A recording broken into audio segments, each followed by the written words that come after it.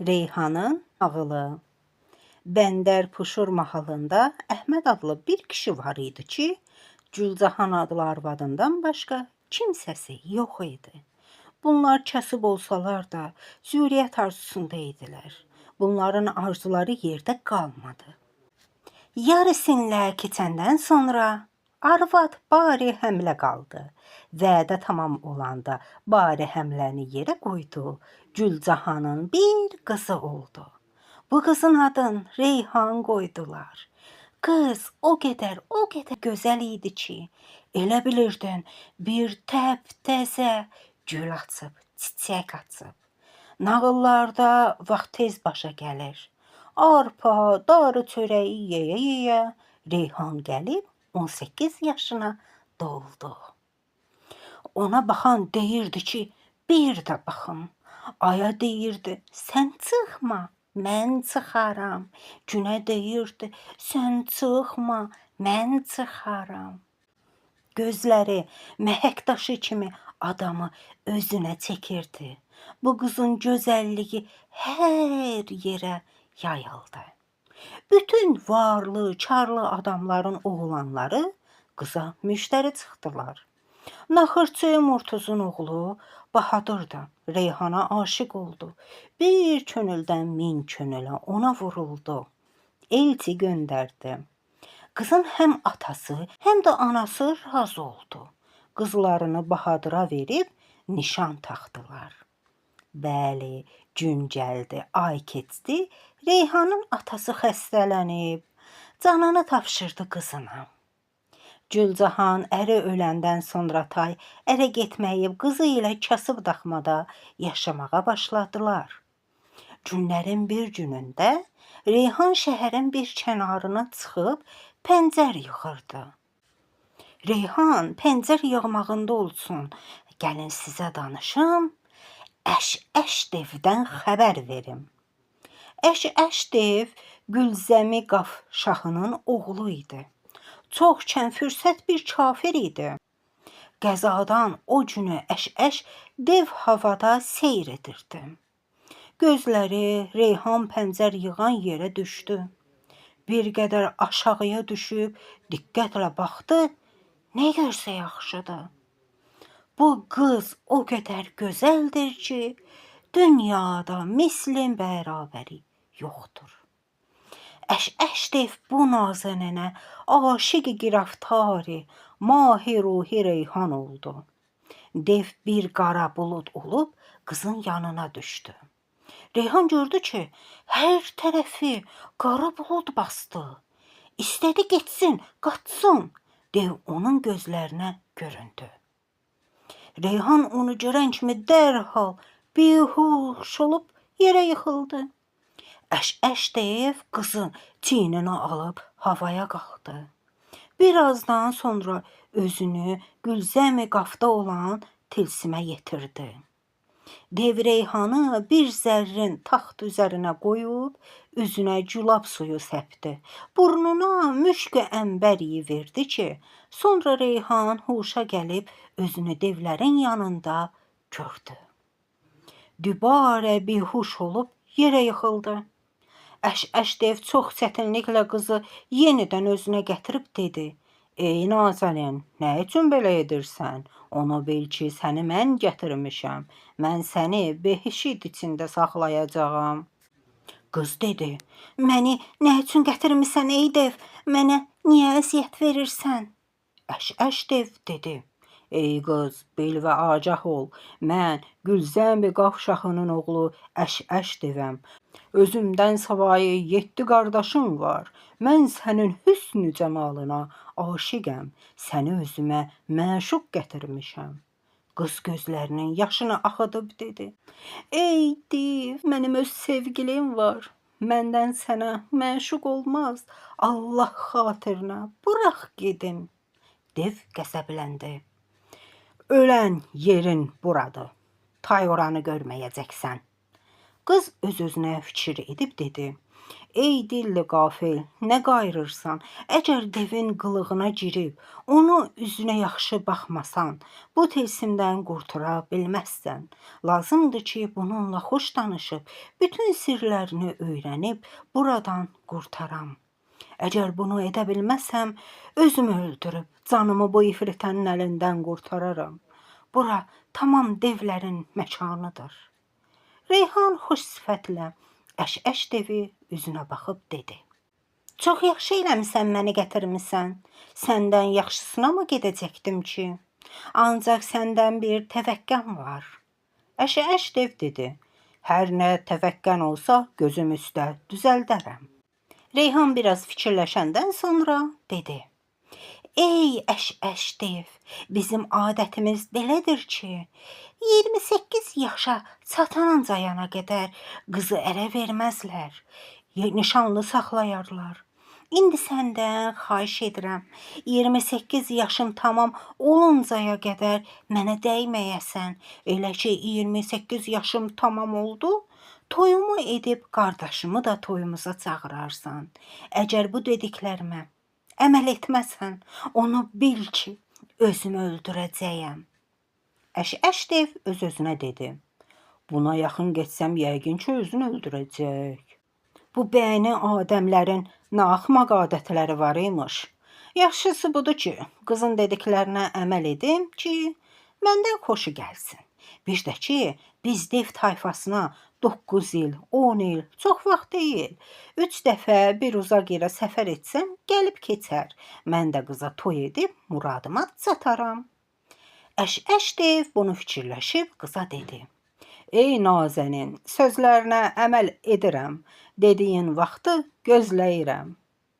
Bu gündən devlə Reyhan çox mehriban dolanmağa başladılar. Bunlar burada yaşamaqlarında olsunlar.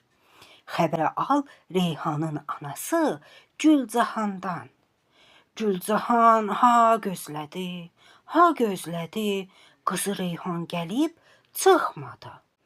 Şəhərin kənarına çıxıb ha gəzdi, ha axtardı, Reyhanı tapmadı.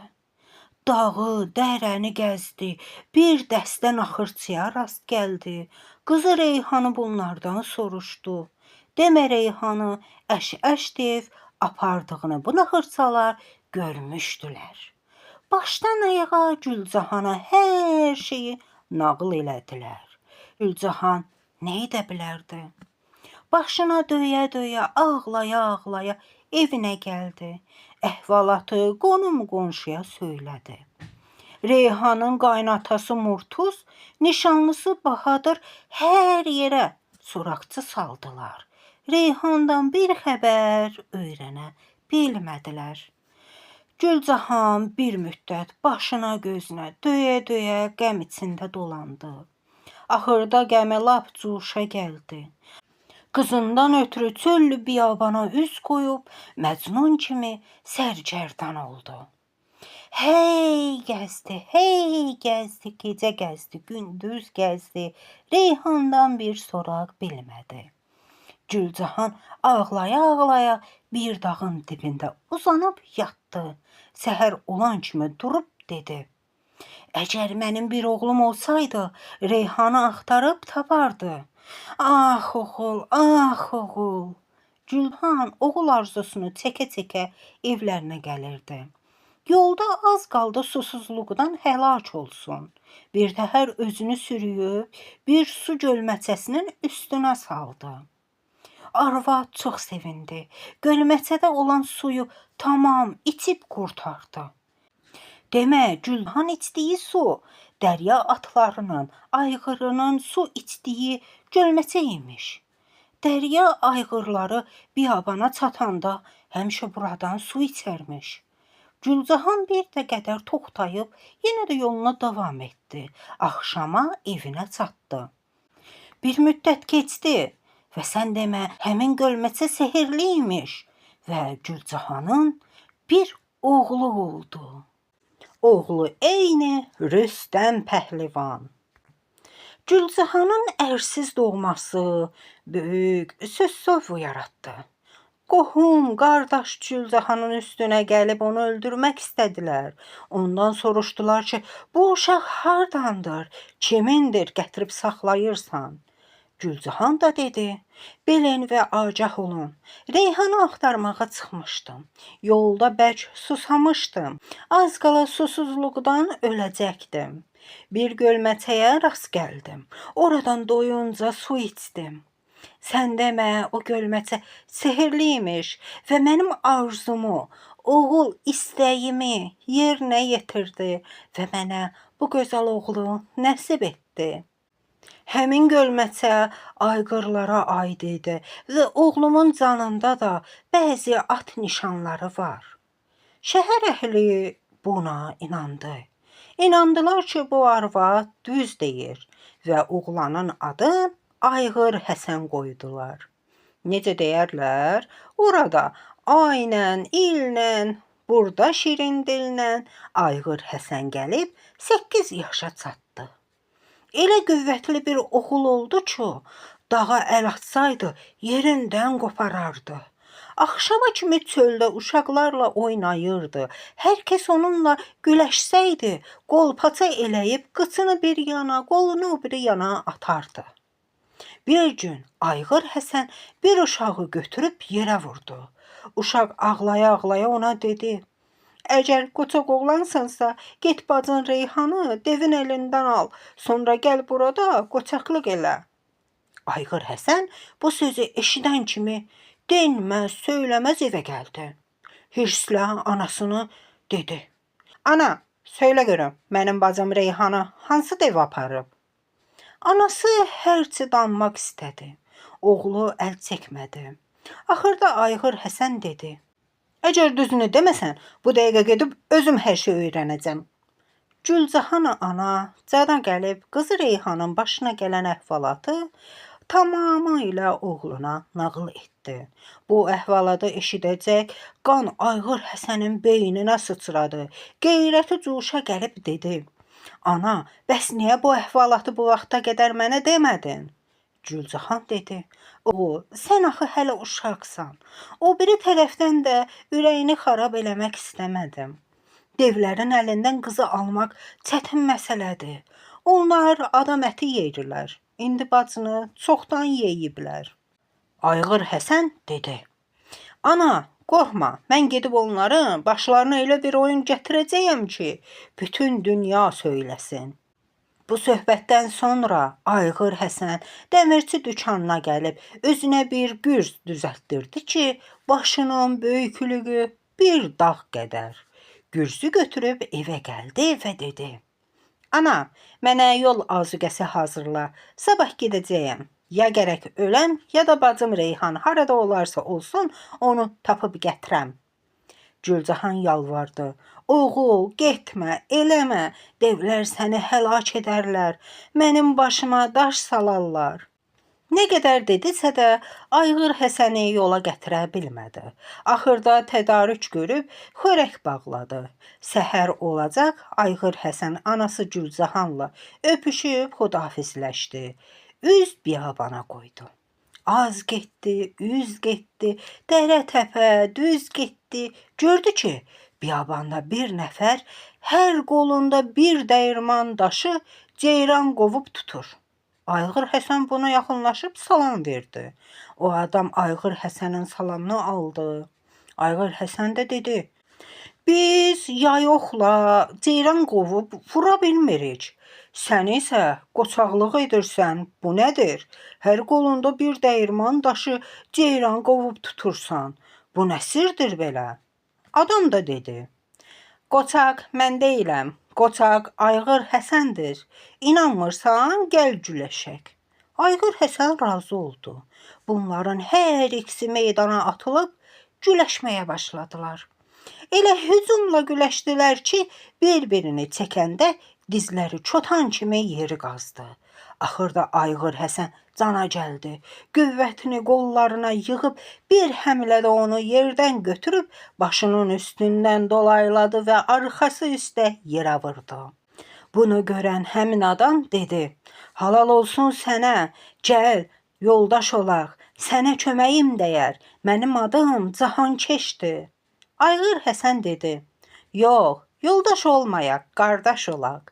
Hər iki qardaş olub, şad xürrəm bəri biyabana üz qoydular. Nagah gördülər ki, bir adam təzə dağı yerindən götürüb köhnə dağın üstünə qoyur. Hər iki qardaş bu adamın yanına gəldilər. Salam verib özlərini ona tanış verdilər. O şəxs salamı alıb, əsl nəcabətinə onlara nişan verdi. Ayğır Həsən irəli gəlib dedi, biz bir parça daşı yerdən götürə bilmirik. Sənin bir qoçaqlığına bax, bir dağı götürüb o biri dağın üstünə qoyursan. O adamın da adı Fəzahir idi. Fəzahir dedi, qoçaq mən deyiləm, qoçaq atdan olan Ayğır Həsəndir. İnanmırsan, gəl güləşək. Güləşməyə hər ikisi razı oldu. Bir-birinin kəmərlərindən tutdular. O biri gün günortaya qədər güləşdilər güləşdilər. Fəzahir bir acıqla nəhrə çəkib Ayğır Həsənin kəmərindən tutdu, götürüb yerə elə vurdu ki, Ayğır Həsən boğazına qədər yerə batdı. Ayğır Həsən sıçrayıb torpaqdan çıxdı. Fəzahirə elə bir gürz vurdu ki, huşu başından getdi. Özünə gələn Fəzahir bunu görüb Ayğır Həsənə dedi, halal olsun sənə, gəl yoldaş olaq, sənə köməyim dəyər. Ayğır Həsən dedi, yoldaş yox, qardaş olaq. Bunlar oldular qardaş. Hər üç qardaş yola düşüb bəri biyabana üz qoydular. Bu minavalla 39 gün, 39 gecə yol getdilər. Axırda elə bir məkana çıxdılar ki, ora həm ağaclıq, həm də otluq idi. Bu üç qardaş bu məkanı çox səfalı görüb burada qalmağı məsləhət bildilər. O gündən orada bir çadır qurub, ceyrandan zaddan ov edib dolandılar. Hər gün bunların birisi çadırda qalıb, xörəkdən çörəkdən hazır edirdi. Qalanı isə ova gedirdi. Axşam da qayıdırdı. Bunlar burada keyflə ömür keçirsinlər. Gəl sənə xəbər verim, Bərdan şəhərində Məhəmməd xanla Qəzənfər xandan. Qəzənfər xanın Xavər və Zivər adlı iki qızı var idi. Dünyada misli bərabəri yox idi. Qardaşı Məhəmməd xanın da Güləndam adlı bir qızı var idi. Baxan deyərdi, bir də baxım. Allahın kərəmi cuşa gələndə yaratmışdı sanki. Bu qızların hər üçü ağ gün içərisində böyüyüb 17 yaşa çatmışdılar. Günlərin bir günündə Xavər, Zivər və Güləndam başında 40 incə belli qız Qəzənfər xanın Nərgiz bağına səyahətə çıxmışdılar. Bağda gəzib seyr edirdilər. Birdən 3 dev havadan bunların yanına düşdü. Qızlar bu devləri görən kimi hamısı bihuş olub yerə yıxıldılar. Devlər o saat hərəsi qızın birinin çiyninə alıb havaya qalxdılar. Birazdan sonra zülmət quyusuna yetişib qızların hərəsin bir zərrin taxtın üstünə qoydular. Üzlərinə cilab sərpib özlərinə gətirdilər. Devlər qızları çox kefsiz, qorxulu görüb dedilər, ey nazəninlər, qorxmayın, biz sizi öldürməyə gətirməmişik, sizi sevib gətirmişik, heç xofa düşməyin. Güləndam özünə toxtaqlıq verib dedi, bəs nə üçün gətirmisiniz? Devlər dedi, bilin və agah olun, biz zülmət dünyasının padişahının oğlanlarıyıq. Atamız bizə devlərdən qız almaq istədi. Biz qəbul etməyib dedik ki, gərək bəni Adəm qızları alaq. Atamızın bizə acığı tutdu və bizi sürgün elədi. Biz həmin gündən zülmət dünyasında işıqlı dünyaya yol olan bu zülmət quyusunda yaşayırıq. Biz bu gündə işıqlı dünyaya çıxıb özümüzə qız axtarırdıq ki, qəzadan siz nazənlilərə rast gəldik. İndi sizi özümüzə arvad gətirmişik. Bizdən qorxmayın. Qızlar bildilər ki, devlərin əlindən ağlamaqla, sıtqamaqla qurtulmaq olmaz. Ancaq burada hiylə lazımdır. Odur ki, hər üçü sözü bir yerə qoyub dedilər. İndi ki siz bizə aşiq olub, özünüzə arvad gətiribsiniz. Biz də qəbul edirik. Bu şərtlə ki, gərək bizə elə toy edəsiniz ki, dünyada görünməmiş ola. Bizə zərri-zibadan, xaradan paltar almalısınız. Evinizdə olan dövlət hamının evindən çox olmalıdır. Çünki biz xan qızlarıyıq. Həmişə var dövlət içində böyümüşük. Yağla, balla böyümüşük. Baxırıq sizin evinizə bu 3 taxtdan başqa heç bir şeyiniz yoxdur. Devlər qüvvətdən çox, ağıldan isə az olurlar. Qızların feilinə uyub dedilər. Ey nazəninlər, şərtlərinizlə razıyıq. Az zaman içərisində bu quyunu dövlətlə, qızılla doldurarıq. Sizə elə bir toy edərik ki, dünyada heç kim eləməmiş olsun. Bu devlərin bəzisi böyük, bəzisi xırda idi. Ancaq hansı böyük, hansı kiçik olması məlum değildi. Qızlar onlardan xəbər aldılar. Siz qocalırsınızmı? Devlər dedi. Biz bəni insan kimi qocalmırıq. Bizim ömrümüz Süleyman Peyğəmbərin hökmü ilədir. İndi biz böyük qardaşımızı sizin yanınızda qoyub mal dövlət gətirməyə gedirik. Qızlar baxdılar ki, onların yanında qalan devin boyu bir qarış, saqqalı 7 qarışdı. Dedilər, çox yaxşı oldu. Bu balaca kişi bizə nə edəcək? Hər nə kefimiz istəsə edə bilərik. Bu 3 dev zülmət dünyasına üz qoyub var dövlət hazır etməyə başladılar. Biraz sonra qızlara zərzibadan o qədər paltar gətirdilər ki, həddi hesabı olmadı. Bundan başqa çoxlu qırqızıl, gümüş də gətirdilər. Gətirdikləri şeyləri qoyub, yenə də mal dövlət gətirmək üçün çox uzaq səfərlərə çıxırdılar. Divlər mal dövlət toplamaqda, qızlar zülmət quyusunda yaxşı paltar geyinib, yaxşı yemək yeyib ömür sürməkdə olsun. İndi sizə boyu bir qarış, saqqalı 7 qarış olan divdən xəbər verim. Boyu bir qarış, saqqalı 7 qarış olan dev, qardaşları gedəndən sonra həmişə zülmət quyusu ilə işıqlı dünyaya çıxıb, əlinə düşəndən çalıb, çapıb yenə qayıdırdı qızların yanına. Günlərin bir günü yenə işıqlı dünyaya çıxmışdı. Qəzadan güzarı Ayğır Həsəngilin çadırına düşdü. Gördü ki, burada yaxşı xörək bişiriblər. Yaxına gəlib dedi, ey bani Adəm, xörəkdən bir qədər mənə də ver yeyim. Bugünkü növbə Fəzahirin idi. Gördü ki, bunun boyu bir qarış, saqqalı 7 qarışdı. Dedi, ey Fritə, sən hara, bura hara? Tez buradan get, yoxsa səni 2 parça edərəm. Dev bir söz demədi. Saqqalından bir tük çəkib, Fəzahirin əl qolunu bağlayıb, üstündə oturdu. Xörəyi tamamilə yedikdən sonra havaya qalxdı, zülmət quyusuna geri döndü. Handan hana Fəzahir durub nə qədər axtardı, kimsəni tapmadı. Axırda kor peşman çadırda oturdu. Ayğır Həsənlə Cahankeş də gəlib gördülər ki, xörək zad yoxdur. Səbəbini soruşdular. Fəzahir də hər şeyi danışıb dedi ki, əti ocağın üstünə astım. Qovurulana qədər su gətirməyə getdim. Qaydanda gördüm ki, qovurma aşıb ocağa tökülüb, tamam yanıb. Bəli, bu axşam qardaşlar bir təhər dolandılar. Sabah olanda Cahankeşi yemək hazırlamağa qoyub, o biriləri ova getdilər. Cahankeş xörəyi hazır etmişdi, gördü ki, boyu bir qarış, saqqalı 7 qarış bir adam içəri girib dedi, o xörəkdən biraz mənə də ver yeyim. Cahankeş gec tərpəndi. Boyu bir qarış, saqqalı 7 qarış olan saqqalından bir tük çəkib Cahankeşin əl ayağını bağladı. Üstündə oturub xörəyi yedi. Sonra da çıxıb getdi. Cahankeş lap məətəl qaldı. Axşam qardaşlar gəlib gördülər ki, yenə də xörək yoxdur. Səbəbini soruşdular. Cahankeş utanıb boynundan atmağa çalışdı. Fəzahir dedi, qardaş, utanma. Sənin başına gələn oyun mənim də başıma gəlib.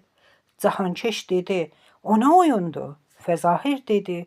Boyu bir qarış, saqqalı 7 qarış olan dev saqqalının bir tükü ilə əl-ayağımı bağlayıb xörəyin hamısını yeyib getdi. Cahankeş də boynuna aldı. Əhvalatı Ayğır Həsənə nağıl etdilər. Ayğır Həsən əhvalatdan baxəbər olub dedi. Nə üçün utanırsınız? Devlərdə sehir cadu çox olar. İndi sabah siz ova gedin, gəlib görərsiniz mən onun başına nə oyun gətirəcəm. Səhər olan kimi Cahankeşlə Fəzahir ova getdilər. Ayğır Həsən xörəyi günortaya kimi hazır edib yoldaşlarını gözlədi. Bir də gördü ki, budur, gəlir. Boyu bir qarış, saqqalı 7 qarış. Bu Ayğır Həsəndən xörək istəyir. Ayğır Həsən vermədi. Dev saqqalından bir tük çəkmək istədi ki, Ayğır Həsənin qolunu bağlasın, xörəyi yesin. Ayğır Həsən tez yerindən qalxıb boyu bir qarış, saqqalı 7 qarış olanı tutub göydən asdı. Ayğır Həsən xörəyə baxmağa gedəndə dev çabaladı. Onun saqqalı dibindən qopub dirəkdə qaldı.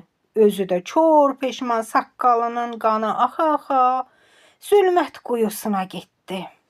Qızlar gördülər ki, devin 7 qarış saqqalı dibindən qopub, özü də al qan içində. Ondan soruşdular, bu nə işdi başına gəlib? Boyu bir qarış, saqqalı 7 qarış olan əhvalatı qızlara nağıl etdi. Qızlar batində şad olub dedilər, ey Allah, özün rəhm et, bəlkə bu devin qanına boyayan, bizi də zülmət dünyasından xilas edib, işıqlı vətənimizə apardı. Üzdən qəmgin olub, devin yarasını sarıdılar və onu yatırtdılar ki, qoy yatsın. İndi eşit Ayğır Həsəndən. Ayğır Həsən xörəyə baxmaqdan geri qayıtdı. Axtardı, devi tapa bilmədi. Gördü ki, saqqalı qopub, ağac qalıb, amma özü qanı axa-axa çıxıb gedib. Dedi, eybi yoxdur, sabah yoldaşlarımla onu izləyib harada olsa taparam. Axşam qardaşları gəlib gördülər ki, xörək hazırdır. Bunların başına oyun gətirən devin saqqalı Ayğır Həsənin yanındadır. Çox şad olub dedilər, ey pəhlivan, o devi sən nə cür həlak etdin? Ayğır Həsən əhvalatı nağıl edib dedi, gərək sabah onun izi ilə gedib, harada olursa olsun tapmaq lazımdır. Yoxsa onun yoldaşları bu işi bilsələr, bizi qıracaqlar. Hər üçü razı oldular. Xörək yeyib yatdılar.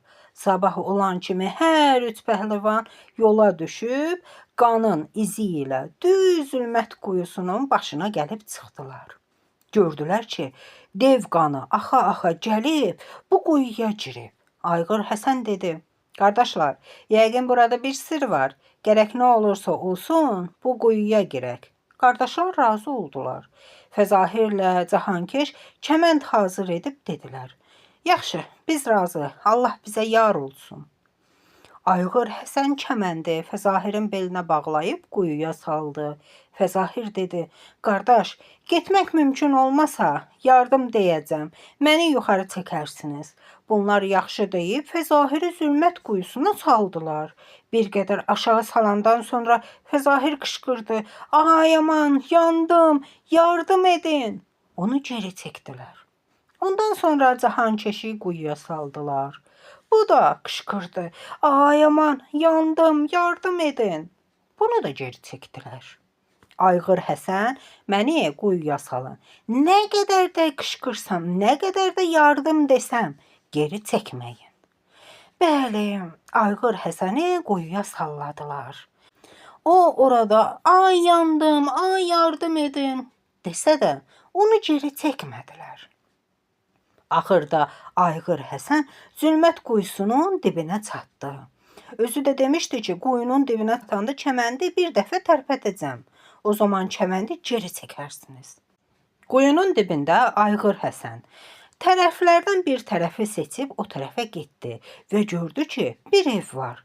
İçəri girib baxdı ki, elə həmin ev buradadır. Ona bir gürz vurub onu cəhənnəmə valis etdi.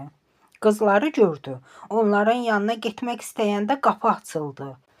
Bir nahamvar dev içəri girdi.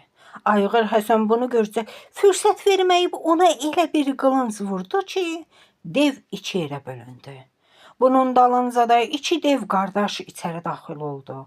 Ayğır Həsən qılıncla onların hər ikisini də eynən cəhənnəmə vasil elədi. Bundan sonra qızların yanına gəlib bu sirri onlardan soruşdu.